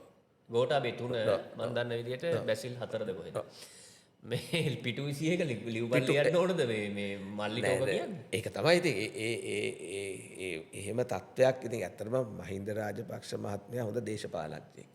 එතුමාට වෙච්ච දේ තමයි මට ඊට පස්සේ ජමල් රාජපක්ෂ මහත්තයා කිව්වා සමහර දවස්වල මම දන්නේ බැසිල්ටයි ගෝඨාභයටයි මහින්ද රාජපක්ෂ ජනාධිපති ඇටියට කෝල් දුන්නම මේ වට ළඟ හිටපු එකාට කියනවලු දෙන්න එපා ටෙලිෆෝන් එක කියලා. එහෙම වේවලුත් වෙලා තියෙනවා කියලා දැන් තමයි මම දැනගත්තේ. ඒක මම මේ කියන්නේ මේක ශ්‍රී ලංකා නිදහස් පක්ෂය නියෝජනය කරන මහින්ද රාජපක්ෂ කියන චරිතය හිටියානම් මෙච්චර විනාශයක් වෙන්නේ නැහැ. ඔය කණ්ඩායම එකතු කරගන්නේ නැතුව. මට මතකයි ඒ දවස්වල අපේ හිටපු දොඩංගොඩ ඇමතුමා කියන බොහෝ වෙලාවල කියලා තියෙන විශේෂයෙන්ම දෙකක් දාගත්තම මහින්ද රාජපක්ෂ මැතිතුමාට කවදා හරි දවසක මහින්ද රාජපක්ෂයි ශ්‍රී ලංකා නිදහස් පක්ෂයි දෙකම ඉවර කරන්නේ බැසිල් කියලා. මම ඔක කිව්වා වැඩේ වුණාට පස්සේ මාධ්‍යයට. ඒක ඒ විදිහටම වුණා. ඒකින්ද අද ඒ දෙකට අමතරව රටටත් කරලා තියෙන දේ දැන් තේරෙනවනේ.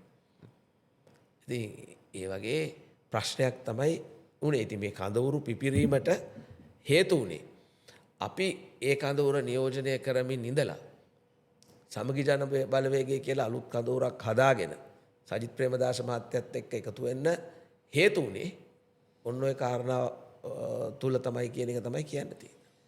හරි. මේ දැන් ඔබ නීතිඥයෙක්. නීතිඥයෙක් අවුරුදු 15ක්ද කොහෙද නීති කටයුතු කරන්න බැරි වුණා කිව්වා. දැන් ආයි ප්‍රැක්ටිස් කරනවා කිව්වා. නීතිපති දෙපාර්තමේන්තුවේ අවුරුදු 5ක් විතර හිටියා.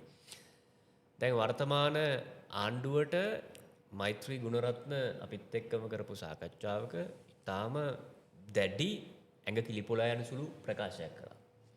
ඒ තමයි දේශපාලනික මැදිහත් වීම අධිකරණ පද්ධතියට කරන්න උත්සාහ කරනවා කියලා. මම කැමතියි ඔබට එහෙම රීඩින් එකක් තියෙනවද? ඔබ නීතිඥවරයෙක් නිසා මම මෙහාන. ඇත්තටම එහෙම තත්ත්වයක් ඇතිවේගෙන යනවා කියන එක හැඟෙන විදියට ජනාධිපතිවරයා ඇමතිවරු කටයුතු කරලා තියෙනවා. දැන් ඔබ දැක්කා ජනාධිපති වේදිකාවේ කිව්වා මෙන්න මේ දවසේ උසාවියට එන්න අප්පුඩි ගන්න කියලා. එදා දේශපාලන නඩුවක් තිබිච්ච බව පැහැදිලිව තිබ්බා. කුමන හොය හේතුවක් මත දැන් ඒ නඩු තීන්දුව කල් යනවා. සරණ ගුණවර්ධනගේ නඩුව. ඉතින් අපි දන්නේ දැනගත් අපිවත් දන්නේ නැති. හැබැයි ජනාධිපති ඇවිල්ලා නඩු අංකත් එක්ක කියනවා.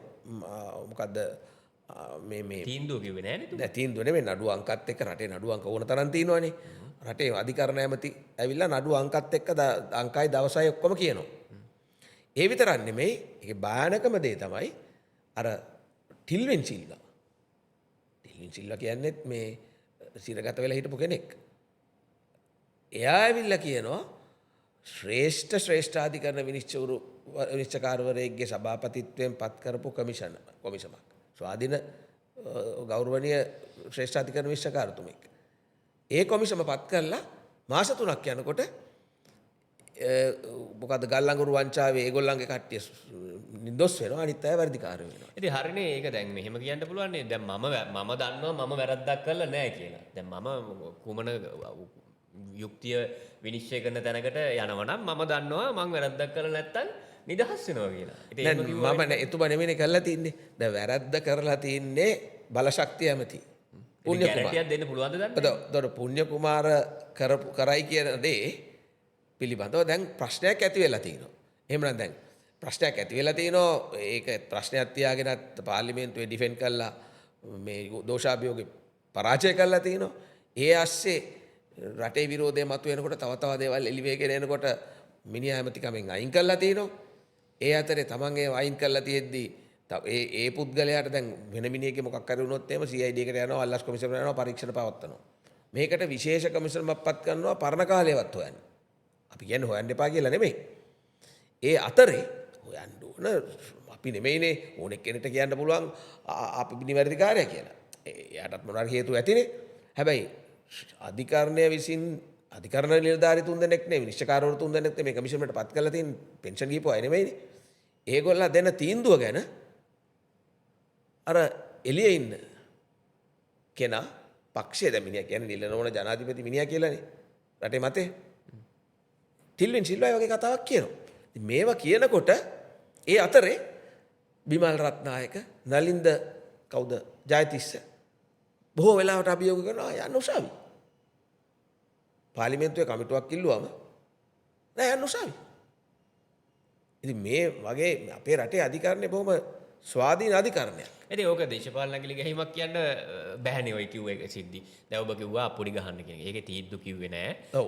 අප්පුඩි ගහන්න කියන එකෙන් අර්ථකථනයක් ඔබ සහ විපක්ෂ පාර්ශව දෙනවා. ඔන්න අහවලා ඇතුළට දානවා කියලා කිව්වේ නෑ. අප්පුඩි ගහන්න ලේස්ති වෙනවා කියලා කිව්වේ. හරිද? එතකොට දැන් ටිල්වින් සිල්ලාගේ උදාහරණයක් අරගෙන කියනවා මම ඒකට කිව්වා හරි මම නිර්දෝෂී නම් මම නිදහස් වෙන බව විශ්වාසයද කියලා. දැන් ඔබ තව එකක් කිව්වා යන්න උසාවි කියන එක. ඉතින් උසාවි යන්න මම කියන්නේ මම කියන්නේ මේ කරුණු ටික එකට ගැට ගන්නකොට දැන් ඒ අතර ඊට පස්සේ අධිකරණ විනිශ්චයවරුන්ගේ කාර්යවරුන්ගේ ප්‍රමෝෂන් දැන් සාමාන්‍යයෙන් ප්‍රමෝෂන් එකක් අධිකරණයේ මූලික අධිකරණ නඩුකාරයෙක් අවුරුදු 15ක් 20ක් විතර ගිහිල්ලා තමයි හයිකෝට් එකට යන්නේ. ඒ අතර කාලය තුල මොකක් හරි දූෂණයක් වංචාවක් කරලා තියෙනවා නම් ඉන්ක්වයරි එකක් තියෙනවා. එහෙම නැත්නම් ලියුමක් හරි දානවා මේ වෝන් කරලා ඕන කෙනෙක්ට එහෙමයි කම්කරුවෙකුටත් එහෙමයි මේ අමාත්‍යාංශ ලේකම් කෙනෙක්ටත් එහෙමයි ඕන කෙනෙක්ට ඒ වගේම තමයි විනිශ්චයකාරවරයෙක්ටත් එහෙම තියෙනවා. දැන් දූෂිත චෝදනාවක් තියෙනවා නම් අයින් කරන්න ඕන. විනිශ්චයකාරවරු දූෂණ චෝදනා තියාගෙන එතන තියාගන්න බෑනේ. වැඩ බැරි නම් එතන තියාගන්න බෑනේ. හැබැයි ප්‍රොමෝෂන් දෙනකොට වෙනදා දෙන්නේ මොකද ඒ කට්ටිය දිගටම කටයුතු කරාම ඒ සීනියොරිටි පිළිවෙලට ප්‍රොමෝට් වෙනවා. නැත්නම් සීනියොරිටි එක හැදෙන්නේ නැහැ නේද? ඉතින් ඊට කලින් සීනියොරිටි එක පල්ලයට දාන්න එපා. ඒ වෙලත් නැහැ. එහෙම නැතුව ප්‍රොමෝෂන් දීලා ප්‍රශ්නයක් ආවම මිනිස්සු අතර කතා බහක් ආවා. අපි justice must be seen to be delivered කියලා කතාවකුත් තියෙනවානේ. ඒ පිළිගත්ත දෙයක් justice must be seen to be delivered. එහෙම ප්‍රශ්නයක් ඇති වුණාම පාර්ලිමේන්තුවේ යෝජනාවක් දැම්මා මේක පිළිබඳව කමිටුවක් දාලා මේ මොකක් හරි අසාධාරණයක් වෙලා තියෙනවා. මොකද ඒක වැදගත්නේ. අධිකරණයේ හරි දේ වෙලා තියෙනවා නම් ඒ හරි දේ වෙලා තියෙනවා කියන එක ජනතාවට ඒ විශ්වාසය ගොඩනගා ගන්න ඕන. අධිකරණය පිළිබඳ විශ්වාසය නැති වුණොත් එහෙම ඒක මහා විනාශයක් වෙන්නේ. මොකද මේ රට මෙතෙන්ට ආවේ යම් කැළඹිලි වෙච්ච අවස්ථා නැත්තේ නෑ. ස්වාධීන අධිකරණයක් මේ රටේ තියෙන හින්දා. එහෙම තත්ත්වයක් නැති වෙයි කියලා සැකයක් අහම විපක්ෂිකව මේ ගැන කමිටුවක් දාලා හොයන්න. කතානායක කිව්වා එහෙම කරන්න බෑ කියලා. ඉතින් මේ වගේ තත්ත්ව වෙනකොට ඒ ASCII දැන් අද වෙනකොට දැන් නඩු ප්‍රමාදයේ කිරිගන්න ප්‍රශ්නයක් තියෙනවනේ හැමතැනම. අද වෙනකොට ශ්‍රේෂ්ඨාධිකරණයේ විනිශ්චයකාරවරුන් 4 දෙනෙක්ගේ වේකන්සි තියෙනවා.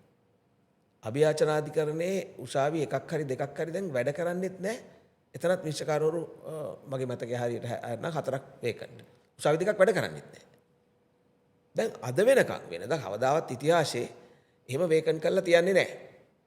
දැන් ඒ වේකන්සි පුරවලා ඒ කටයුත්ත කරන්න යන්නෙත් නැහැ.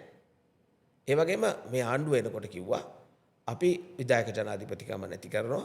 ඒ වගේම විශේෂයෙන්ම ආණ්ඩු ක්‍රම ව්‍යවස්ථාවක් අලුතෙන් ගේනවා කියලා. දැන් ආණ්ඩු ක්‍රම ව්‍යවස්ථාවේ අලුත් ආණ්ඩු ක්‍රම ව්‍යවස්ථාවක අවශ්‍යතාවයක් තියෙනවා කියලා මතයක් තිබෙනවනේ. සංශෝධනයක් නෙමෙයි හැමදාම සංශෝධනනේ ගෙනල්ලා තියෙන්නේ. ආණ්ඩු ක්‍රම ව්‍යවස්ථාවක් අලුතෙන් ගේන්න කිසිම කලක් ආරම්භ කළා නැහැ. අත්‍යවශ්‍යම කාරණා සම්බන්ධ සංශෝධන ගැන කතා කරලා නැහැ. එහෙම තියෙද්දි දැන්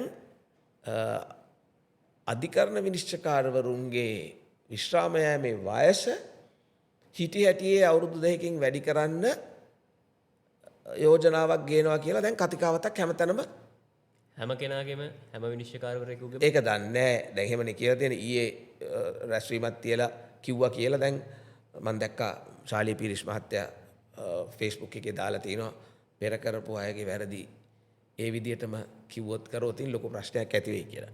එහෙම වෙනස්කමක් කරමු. මේකෙන් වෙන්නේ දැන් ඔය කතන්දර ඔක්කොම මිනිස්සු අහන් ඉන්නවනේ. මං කිව්වේ අර උසාවිය යන්න කියලා චැලෙන්ජ් කරනවා. එහෙම කරන අතරේ දැන් මෙතෙක් ඉතිහාසෙ තිබිච්ච මිනිස්සු අකමැති වුණේ මොකටද? දේශපාලනයේ පෙරදිච්ච වුන් සභාපති කරනවා. හෙන්චයියෝ ගෙනල්ලා අමාත්‍යංශ ලේකම් කරනවා. ඔය වගේ වටනේ එක එක තන් වලට දානවා. දැන් යම් කිසි මතයක් මිනිස්සු අතර ඇති වුණොතින් අධිකරණයේ දැන් මේ කල් දික් කරලා ආණ්ඩුවට පක්ෂ කණ්ඩායම් තමයි මේ විනිශ්චයකාරවරු කියලා මතයක් ඇති කරොත් ඒක සාධාරණද? ඒක ගෞරවනීය විනිශ්චයකාරවරුන්ගේ ස්වාධීනත්වයට එයාගේ ගෞරවයට කැලලක් නෙමෙයිද? පෞද්ගලිකව ඒ පැත්තකටම දාන්නකෝ. අපේ අධිකරණ පද්ධතිය පිළිබඳව තියෙන විශ්වාසය මතක තියාගන්න මේ රට 1931 ඉඳන් නොකඩවා ප්‍රජාතන්ත්‍රවාදය ආරක්ෂා වෙච්ච රටක්. මොන බාධකාවත් අපේ රටේ අධිකරණය ස්වාධීනයි කියලා ගෞරවනීය විනිශ්චයකාරවරු බහුතරයක් ඉන්නවා කියන එක ඔප්පු වෙච්ච තැනක්. දැන් මේ වර්තමාන අග්‍ර විනිශ්චයකාරවරයා යටතේම යම් හෝ චෝදනා තිබිච්ච විනිශ්චයකාරවරු කණ්ඩායමක් ඉවත් කළාක් තියෙනවා. ඒ බලාපොරොත්තුව අධිකරණය පිරිසුදු කිරීමනේ. එහෙම පිරිසුදු කරගෙන යන තැනක මේ වගේ තත්ත්වයක් මොකද? මේ රටේ ඕන තරම් ඉන්නවා දක්ෂයෝ. දැන් ඕකමනේ වැරද්ද උනේ මහින්ද රාජපක්ෂ මහත්තයා හිතුවා ඒ වටේ හිටපු කණ්ඩායම හිතුවා මහින්ද රාජපක්ෂ මහත්තයා දිගටම ජනාධිපති වුණොතින් මේ රට ඉස්සරහට යයි කියලා. එහෙම හිතලා අර අවුරුදු දෙකේ සීමාව නැති වෙන සංශෝධනයක් ගෙනාවා. අනුක්‍රම ව්‍යවස්ථාව. මොකක්ද උනේ? ඔය විදිහටම බැසිල් රාජපක්ෂට පාර්ලිමේන්තුවට එන්න ඕන හින්දා මේ ද්විත්ව පුරවැසියන්ට පාර්ලිමේන්තුව එන්න පුළුවන් බැරි කියපු සංශෝධනය වෙනස් කරා. මොකක්ද උනේ? දැන් මේ කොහාටද ගෙනියන්නේ? මේක මේ දේශපාලඥයෙක් නෙමෙයි. දේශපාලන අන්තිමට උනේ මුළු රටම දේශපාලන සම්ප්‍රදායට ඔබතුමා කියපු අර අපි ඔක්කොම එළියට දාන්න හේතු වුණා මේ අත උස්සපුවත් එක්ක. ඒක ඕන උනේ මේ සමස්ත ආණ්ඩු පක්ෂයටවත් ඡන්ද දීපු හැම දෙනාටම නෙමෙයි. කීප දෙනෙක්ගේ බලය රඳව ගන්න. ඉතින් තමන්ගේ බලය රඳව ගන්න ඕන දෙයක් කරන එක වෙන එකක්. අධිකරණය පිළිබඳ තියෙන විශ්වාසය පළුදු වෙනවා. දැන් විශ්වාසය පළුදු කරන ප්‍රකාශ කරන්නේ මේ ඔබ ඇතුළු පිරිස නිකන් බිල්ල මවලා කියලා මම කියනවා. බිල්ල නෙමෙයි. මම මොකද මම බවන බිල්ල. දැන් අපේ මිනිස්සු හිතන විදිහ අපි හොඳට දන්නවා. ඕක දැන් මේ මිනිස්සු අහගෙන ඉඳෙද්දී ඔබ සහ දැන් මෛත්‍රී ගුණරත්නත් ඕක කියනවා මේ ඒක නිසා ඒක උපුටා දක්වමින් තමයි මම ඔබගෙන් මේ කියන්නේ නීතිඥයෙක් නිසා ඔබට එහෙම එක්කෙනෙක් කිව්වට අපිට පිළිගන්නත් බැහැ නේ මේකේ. මේ දැන් ඔය කියන ඒවා කිව්වහම සැක සංකා මතු කරාමනේ ඔය ප්‍රශ්නේ නෑ ඔබ සාමාන්‍ය කෙනෙක් හැටියට ඔබට හිතෙන්නේ නැද්ද දැන් ඔබ අහලා තියෙන සමහර වෙලාවට මේ විනිශ්චයකාරවරයාට සල්ලි දෙන්න කියලා මේ සල්ලි ගත්ත කට්ටිය පොලිසියෙන් අත්අඩංගුවට අහුවෙලා තියෙනවා. ඒ වගේ අධිකරණය හැලුවට ලක් කරන්න උත්සාහගත් උදවියට විරුද්ධව නඩු තියෙනවා. අද අපේ රටේ පොලිසියට මොකක්ද උනේ? මිනිස්සු දන්නවනේ ඔළුවේ හැම වෙලේම කතා කරන කීයක් හරි දීලා බේරෙන්න පුළුවන්. කවුරු හරි දේශපාලඥයෙක් ගාවට ගිහිල්ලා මිනිස්සු හිතන විදිය මම කියන්නම්.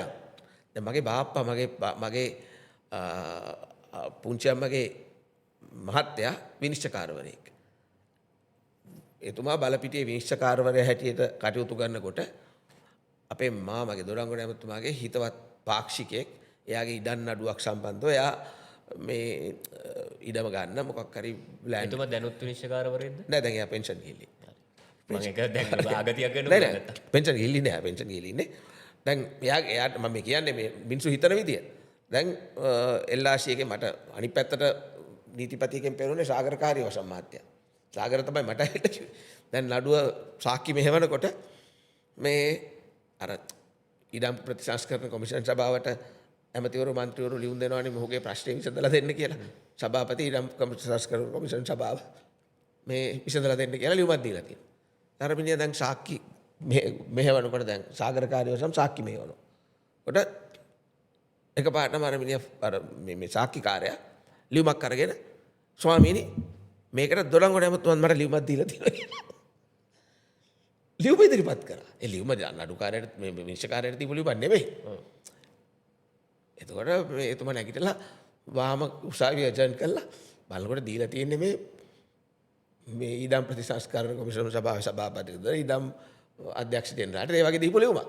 ඉතින් මිනිස්සු හිතන්නේ මම මේ කිව්වේ අපේ මිනිස්සු හිතන්නේ දැන් අපේ මේ ඇමතුමාගේ මස්සිනා ඉන්නේ නඩුව අහන්නේ මට මේක කරගන්න පුළුවන්. ඒ මිනිහා වැරදිත් නැහැ. ඉතින් මේ වගේ හිතන මිනිස්සු ඉන්න රටක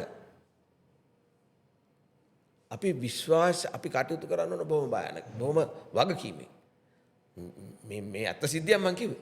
එතකොට ඒ වගේ රටක අපි මිනිස්සුන්ගේ සැකයට භාජනය විය හැකි ආකාරයේ යමක් වෙන බව දකිනකොට මහජන නියෝජිතයෝ හැටියට කටයුතු කරපු උදවිය හැටියට වෘත්තිකයෝ හැටියට අපි ඒ පිළිබඳව අපේ හඬ නගන්න ඕන. නැත්තම් මේ අධිකරණය පිළිබඳ විශ්වාසය නැති වුණොත් එහෙම අපේ රටට තියෙන කීර්තිය දැන් ඇත්තම මේ ආණ්ඩුව ඇවිල්ලා හැම ආණ්ඩුවම යම් රටට හොඳක් කරලා තිනවා.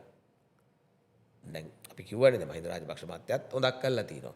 මෛත්‍රීපාල සිරිසේන මහත්තයත් හොඳක් කරලා තිනවා. චන්ද්‍රිකා බණ්ඩාරනායක මහත්මිය හොඳක් කරලා තිනවා. ජයජාන මහත්තයා හොඳක් කළා. ඒ අතරේ ඒගොල්ලෝ කරපු යම් වැරදි හින්දානේ මිනිස්සු ප්‍රතික්ෂේප කරේ. දැන් මේ ආණ්ඩුව කරපු හොඳක් තියෙනවා නම් ඒ හොඳ සියල්ලම අවසන් වෙනවා. මේ විශ්වාසය සිස්ටම් එක පිළිබඳව විශ්වාසය බිඳුනොත් එහෙම. මොකද මේගොල්ලන් ගැන දැන් අනිත් ආණ්ඩුවලටත් වඩා මේගොල්ලෝ වැඩියෙන් මේ කල්පනාකාරී වෙන්න එපා. මොකද මේගොල්ලන්ගේ ආරම්භය ත්‍රස්තවාදී ව්‍යාපාරයක්. අනිත් පක්ෂවල ආරම්භය දේශපාලන ව්‍යාපාරයක්. ඒතර මේගොල්ලන් වඩාත් සැලකිලිමත් විය යුතුයි ඒ අය ගන්න තීන්දුව පිළිබඳව. මොකද්ද මේ සිදු වෙන්නේ අවුරුදු දෙකකින් දැන් අනිත් අතින් එහෙනම් ඉතින් දැන් වෛද්‍යවරුගේ තාම මේ සර්කියුලර් එකකින් විතරයිනේ 63 කරලා තියෙන්නේ. දැන් අද එන්ජින් ඩ්‍රයිවර්ස්ලා නැහැ. ඒගොල්ලෝ ඉල්ලුවොත් අනිකුත් දැන් වැඩි උන දැන් හමුදා නිලධාරීන්. හොඳට අවුරුදු 55යි හොඳට ඔළුව වැඩ කරනවා. ඇඟපත හොඳට ශක්තිමත්. හැබැයි අවුරුදු 55න් ගෙදර යනවා. ඒගොල්ලෝ කිව්වොත් අපි විතර ෆිට් කට්ටියක් නේ අපිටත් 65 වෙනකන් දෙන්න කියලා. ඒකින්ද මම විශ්වාස කරන්නේ මම ඉතාම ඕනකමින් ඉල්ලා හිටිනවා මේ ආණ්ඩුවෙන් රට තුල විශ්වාසය පළුදු වෙන ආකාරයට කටයුතු කරන්න එපා කියලා. ඔබ 2010 ඉඳන් 2015 වෙනකන් දරපු පාර්ලිමේන්තුව ඔබ දෙවනි වර ධූරය දරපු පාර්ලිමේන්තුව නේ? ඔව්. එතකොට ওই පාර්ලිමේන්තුවේ අර දෝෂාභියෝගයක් ගැනලා ශිරාණි බණ්ඩාරනායක එනකොටත් ඔබ අත උස්සන්න ඇතිනේ දැන් ওই චෝදනාව කරනකොට. ඔව් මේමයි. ශිරාණි බණ්ඩාරනායකගේ කාරණේ නීතිමය විය යුතු දේ වුණා. එතන ඇත්තටම ඒ හේතුව දැන් එතනත් උනේ මොකද්ද? බැසිල් රාජපක්ෂගේ දිවි නැගුමට වාසියට තීන්දුව දුන්නේ ඔබතුමාට නෙවෙයි. ඒක තමයි. ඒක උනේ කොහමද? ඒක උනේ ආණ්ඩුවේ හුරතලෙක් වෙන්න ගිහිල්ලානේ. එයාගේ මහත්තයාට රටේ දැන් ඒක තමයි කිව්වේ justice must be seen to be delivered. අග්‍ර විනිශ්චයකාරයාගේ මහත්තයා ආණ්ඩුවේ දේශපාලන සභාපතිකමක් ගන්නවා. මොකක්ද ඒක තව පැහැදිලි කරන්න? එයා මේ NSP එකේ සභාපති වෙලා හිටියනේ. ජාතික ඉතිරි කිරීමේ බැංකුවේ සභාපති. මහින්ද රාජපක්ෂ ඒ ආණ්ඩු කාලේ. ඒ ආණ්ඩු කාලේ. ඒවා දැන් මම දේශපාලනය කරනවා. මගේ නෝනා මේ නියෝජ්‍ය නීති කෙටුම්පත් සම්පාදක. හැබැයි මගේ දේශපාලන කටයුතු වලට එයා එන්නේ නැහැ. මගෙත් එක්ක ඡන්ද දවසට ඡන්ද දාන්නවා. මගෙත් එක්ක දැන් කාන්තා සංවිධානවල හැම එකෙම නෝනා තමයි ඉන්නේ. අපේ නෝනා කවදාවත් ඒවට එන්නේ නැහැ. මොකද බැඳවලා ඉන්න එක වෙන කතාවක්. එයාගේ ඒ මායිම තියාගන්න ඕන. දැන් සභාපතිකම දැරීමයි ඒකයි මේ දාලා මේවා යාළු වෙනවනේ. දේශපාලඥයන් එක්ක යම්කිසි මේ දැන් එතුමිය හරි අපි නිකමට උපකල්පනය කරමු. හරි ආණ්ඩුවෙන් පත් කරපු සභාපති කෙනෙක්. ඔව්. එතුමගේ බිරිඳ රටේ අග්‍ර විනිශ්චයකාරවරිය. ඔව්. ඉතින් එහෙම එතුමිය ස්වාධීනව දිවි නැගුම පනතට ආණ්ඩුව පැත්තට වාසියට නෙවෙයි ස්වාධීනව ක්‍රියාත්මක කළා. මම කියන්නේ ඒ එල්ලවන්න ගත්ත එක ඒ අතර ඇති වෙච්ච තරගේ වැරදි. හැබැයි ඒ පාර කපා ගත්තේ ඇයි? අනිත් ඒ මිනිස්සයා පිළිබඳ මම නඩුවක් කරලා තිනවා ඔය අපේ ගමේ හිටියා කනකරත්න කියලා මුදලාලි කෙනෙක්. තාම ඉන්න වඳුරම. ඒ මිනිස්සයා ගත්තා බ්‍රවුන් ඇන්ඩ් කම්පැනි එකෙන් බස් එකක්. බ්‍රවුන් ඇන්ඩ් කම්පැනි එකේ මැනේජර් තමයි ඔය කාර්යවශ. බස් එක දුන්නේ නැහැ. සල්ලි හම්බුනේත් නැහැ. ලක්ෂ 17ක් ඒ කාලේ. අපි උසාවි ගියා. උසාවි ගිහිල්ලා දැන් සුතාසි යනවා. සිතාසි එන්නේ නැහැ. සිතාසි යන්න ඕනේ ඉතින් කාගේ ගෙදෙට්ටද? අන්තිමට නඩුව මග අතරන්න. ඒකින්ද මේ ඔක්කොම සුදෝ සුදු නෙමෙයි. එහෙම ප්‍රශ්නක් තිබුණා. මම මේ කියනවා නම් හොයලා බලන්න. මේ ඒ බ්‍රවුන් ඇන්ඩ් කම්පැනි එකට පෙනුනේ ප්‍රමිල් කවුද මොකද්ද පෙරේරා කියලා මේ ජනාධිපති නීතිඥ. අන්තිමට නඩුව තින් ගෙනියන්න බෑනේ. සිතාසියට එන්නේ නෑනේ. සිතාසි යන්න ඕන තැන හොඳටම දන්නවනේ. සිතාසි කොහෙද දන්නව? සිතාසි යන්න ඕනේ ඉතින් කාර්යවසම්ගේ ගෙදෙට්ටනේ. ඒකේ කාර්යවසම් කවුද මන් දන්නේ කාර්යවසම් මොන කාර්යවසම්ද කියලා. ප්‍රදීප් මට නම් මතක නෑ. ඉතින් ඒකෙන්ද වැඩිය මේ කියන්නේ තමන් ඒකයි මම කියන්නේ මේ අනවශ්‍ය ගනුදෙනු ඇති කරගන්න එක දේශපාලඥයන් එක්ක නොකල යුතුයි. එහෙම වුණාම තමයි ඔය තත්ත්වය ඇති වෙන්නේ. ඉතින් අපි කොච්චර කෑ ගැහුවත් දැන් මම හිතට එකඟව මේ මම නියෝජ්‍ය කතානායක හැටියට මට කටයුතු කරන්න උනානේ. මේ කාරණේ සම්බන්ධව නියෝජ්‍ය කතානායකට ඡන්දයක් තියෙනවනේ මේ වෙලාවේ. නෑ ඡන්ද තිබුණේ නැහැ. මොකද මම තමයි චෙයාර් එකේ හිටියේ. ඉතින් මේ වෙලාවේ මගේ හෘද සාක්ෂියට අනුව මම ඇත්තටම නීතියෙන් පිට මොකුත් කරේ නැහැ. ඒක ඒ කාලේ ඔක්කොම හොඳට ඔබ්සර්ව් කරලා මට ඉන්ටර්නැෂනලිත් තකත් මේ තානාපතිවරුත් ඇවිල්ලා කිව්වා මගේ රස්සාව කරා කියලා. හැබැයි මට හෘද සාක්ෂියක් තියෙනකොට මම අර තත්ත්වය දන්න හින්දා මම ඒක ඇත්තට මම දන්න දෙයක් නේ. ඉතින් මේ සියල්ල සුදු නොවිච් එක ගැන. මොකද අපි දේශපාලන පවුල් වලින් එන මිනිස්සු. අපි දේශපාලන පවුල් වලින් එන මිනිස්සු හැටියට අපේ රජයේ සේවයට අපේ දැන් මගේ නංගි දොස්තර. එයාගේ රස්සාවට මගේ එක පටලවාගෙන ඉන්නේ නැහැ. එයා විශේෂඥ වෛද්‍ය. මගේ නෝනා නියෝජ්‍ය නීතික සම්පාදක. ඒව පටලවා ගන්න නෑ කවදාවත්. මොකද එහෙම පටලවා ගත්තොත් එහෙම ප්‍රශ්නයක්. මට මොන ආණ්ඩුව තියුණත් ඒ ටයිම් ඇඟිලි ගහන්න. දැන් විපක්ෂය අපි විපක්ෂනේ. අපි ගිහිල්ලා මේ පනත් පෙට්ටුම් පතක කෑල්ලක් අරන් ඇවිල්ලා එළියට දාන්නේ ඒ තුඩු දෙක වැඩ අපි කරන්නේ නැහැ. කරන්න ගියොත් එහෙම ලොකු ප්‍රශ්නයක්. ඉතින් ඒ ගෞරවය ආරක්ෂා කරගන්න ආණ්ඩුවක් දැනගන්න ඕන. අදාළ පාර්ශවත් දැනගන්න ඕන. එහෙම නැති වුණොත් ප්‍රශ්නයක් එනවා. හරි. සමහර කතා කියපු කතා මේ මටත් දෙතුන් පාරක් බලන්න වෙයි ආපහු මොකක්ද ඒ දිව යට තියාගෙන කිව්ව කතා කියලා වගේ සමහර දැන් තිබුණා. නෑ මොනවද අහන්න? මම දිව යට කතාගෙන තියාගෙන මොනවා හරි කිව්වා නම් කරුණා සිතාසි ගියේ නෑ ඊයේ ගියේ නැත්තේ සිතාසි ගියේ නෑ. ඒ වගේ කතා මේ හරියට පැහැදිලිව ඔයා දැන් ගිහිල්ලා කනකරත්න මුදලාලි වඳුරඹ තාම මේ මිනිස්සු ඉන්න වයසේ අහන්න මොකද්ද නඩුවට උනේ කියලා. ලක්ෂ 17 චෙක් එක. හරි. ඔන්න මේ පැත්තේ කට්ටිය ඉන්නවා නම් කමෙන්ට් එකක් ගහලා ඔය අපැහැදිලි වෙච්ච තැන් තියෙන ඒවා පැහැදිලි කරලා දෙන්න. දැන් අහන්න. ඒ වගේ තව මොනවා හරි තියෙනවා නම් මගෙන් ඕනම දෙයක්. මොකද මම දේශපාලනේ අපි අදත් කෙලින් ඉන්නේ කරන්න බැරි දේවල් කියලාත් නැහැ. අපි කරන්න පුළුවන් දේවල් තමයි කියලා තියෙන්නේ. අපි මේ අත් දෙක මෙහෙම තියන් ඉන්නේ මිනිස්සු ඉස්සරහට අදත් ගිහිල්ලා කතා කරන්න පුළුවන්. අපි මිනිස්සු රවට්ටලා නැහැ. හෘද සාක්ෂියට අනුව අපි වැඩ කළා තියෙනවා. යම් දෙයක් කළා තියෙනවා නම් ඒක හෘද සාක්ෂියට අනුව කළා තියෙනවා. අහන්න ඕන එක. හොඳයි. අහන්න අපි තව දවසක කැඳවන්න වෙනවා. මොකද අපි දීර්ඝ වෙලාවක් කතා කරා. විශේෂයෙන්ම අර අතීත කතා ටික කියාගෙන යත් නිසා තව දේවල් කතා කරන්න ඕන වුණත් අපිට වැඩසටහන නවත්තන්න සිද්ධ වෙනවා. කාල වේලාව ගොඩක් ගිහපු නිසා.